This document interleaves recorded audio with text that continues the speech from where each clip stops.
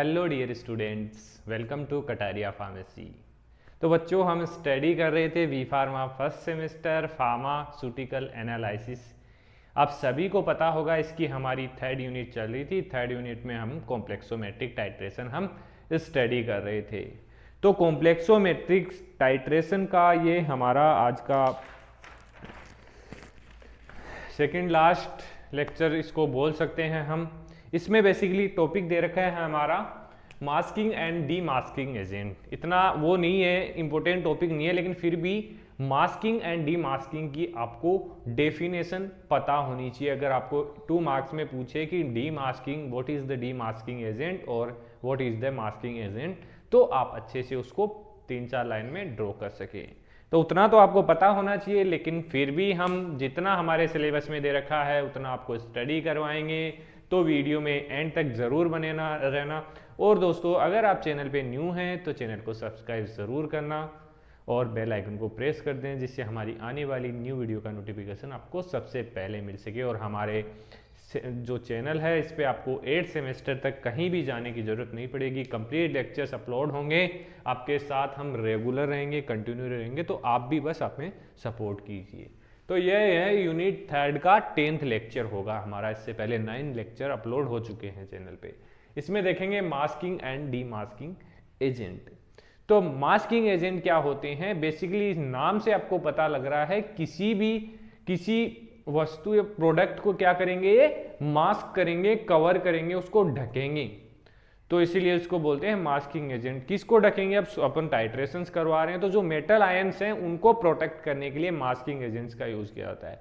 और अपोजिट जैसे हो गया यूज तो डी मास्किंग एजेंट, मतलब जो मास्किंग की गई है किसी एजेंट के द्वारा, किसी एजेंट की, तो उसको डी मास्क करने के लिए, उस मास्क को हटाने के लिए हम यूज करते हैं डी मास्किंग एजेंट। मास्किंग में भी define as a process in which the substance is mask so alter that is does not take part in the reaction. एक सबस्टेंस है जिसको हम मास्क कर दिया, तो ये क्या करेगा, रिएक्शन में पार्ट नहीं ले पाएगा, क्योंकि ये मास्क हो चुका है, दूसरे प्रोडक्ट से बाइंड नहीं होगा। Reaction without any physical separation of same substance, मतलब उसको हमें फिजिकली सेपरेट नहीं किया है सॉल्यूशन से, बट फिर भी वो रिएक्ट नहीं कर पाएगा। तो ऐसे एजेंट को हम क्या बोलेंगे? Masking agent.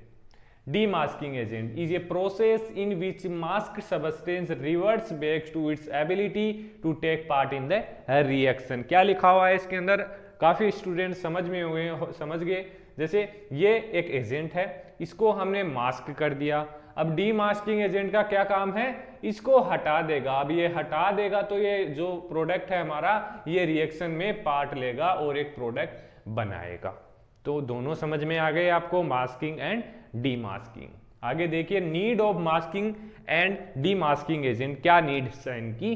तो फर्स्ट देख लीजिए, need of masking agent. A masking agent can be used to carry out determination of metal ion in the presence of another metal ion.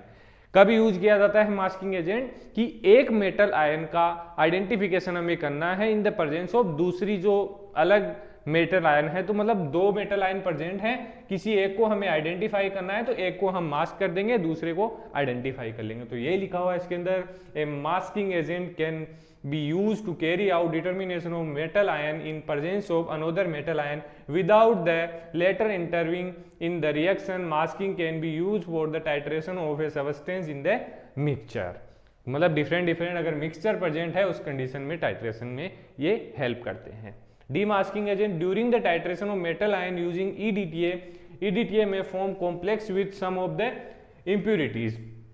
अब जब EDTA की रिएक्शन होती है तो जो हमारा EDTA होता है उसके आसपास impurities प्रेजेंट होती हैं, तो उन impurities also, so this will give wrong reading, thus these impurities can be masked by using masking agent. उन इम्प्योरिटीज को मास्किंग एजेंट से मास्क कर दिया जाता है और रिएक्शन आगे प्रोसेस की जाती है। एग्जांपल देख लीजिए, example of masking agent and metal that can be mask. ये तो एग्जांपल हो गए मास्किंग एजेंट, और ये हो गई मेटल, जैसे ये मेटल है और ये मास्किंग एजेंट हो गई, तो इनको मास्क करेंगे। जो ट्राई एथेनोलामीन किसको मास्क करेगा? कौन सी मेटल को? एल्यूमिनियम और आयरन के लिए यूज होगा। थायोग्लिसरॉल यूज होगा कॉपर के लिए, कॉपर को मास्क करने के लिए। पोटेशियम साइनाइड यूज करेंगे हम हेवी मेटल्स के लिए, अमोनियम फ्लोराइड यूज करेंगे आयरन और एल्यूमिनियम के लिए। तो मतलब ये हो गया, ये जो एजेंट, ये जैसे हमारा मेटल हो गया और ये मास्किंग एजेंट हो गया, तो ये इसको मास्क करेगा। समझ में आ गया आपको? एग्जाम्पल देखिए डी मास्किंग एजेंट को, formaldehyde acetic acid solution is D masking agent. जो फॉर्मेल्डिहाइड का एसिटिक एसिड सॉल्यूशन होता है वो डी मास्किंग एजेंट के रूप में काम करता है, that is used to demask the cyanide complex of zinc and calcium. जैसे एग्जांपल देख लिए, एक साइनाइड कॉम्प्लेक्स है जिंक का और कैल्शियम का, उसको अब इसको डी मास्क कैसे करेगा, जैसे इसकी रिएक्शन होगी देन इसको डीमास्क कर देगा। आगे रिएक्शन आपको समझ में नहीं आएगी तो इतना आपको समझने की जरूरत नहीं है, आपको पता होना चाहिए कि डीमास्किंग एजेंट का कहाँ यूज होता है और क्या इसका एग्जाम्पल है। तो एग्जाम्पल है इसका फॉर्मेल्डिहाइड एसिटिक एसिड। तो स्टूडेंट्स आशा करता हूं आपको आज का लेक्चर कंप्लीट समझ में आया होगा। अगर वीडियो अच्छी लगी तो वीडियो को लाइक जरूर कर दें और हमारे अगर टेलीग्राम चैनल, इंस्टाग्राम चैनल को अगर आपने अभी तक सब्सक्राइब नहीं किया है, ज्वाइन नहीं किया तो आप जाके कर सकते हैं। तो मिलते हैं नेक्स्ट वीडियो में, धन्यवाद।